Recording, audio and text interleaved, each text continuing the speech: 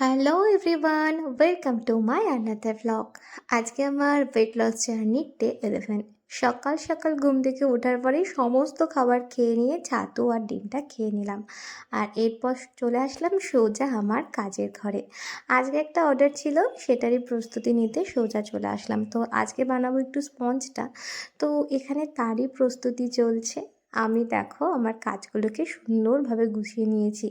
তো রোজমেরি ওয়াটারের বোতলটা দেখে কেউ ভেবো না আমি কেকের মধ্যে রোজমেরি ওয়াটার দিচ্ছি, একদমই না। আমার বোতলটা খুব কিউট লাগে, তাই ভালো করে ধুয়ে নিয়ে নিয়েছিলাম যাতে অয়েল স্প্রে করতে পারি। তোমরা চাইলে কিন্তু করতে পারো।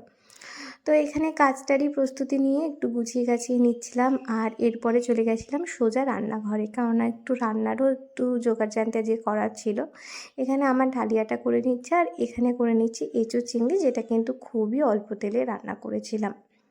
তো আমার রান্নাবান্না বেশ খানিকক্ষণ ধরে করলাম, এখানে ডালিয়াটাই রান্না হচ্ছিল। আর আমার খাবারগুলো তো তোমরা জানোই, সবসময় চেষ্টা করি আমি নিজেই বানিয়ে নেওয়ার।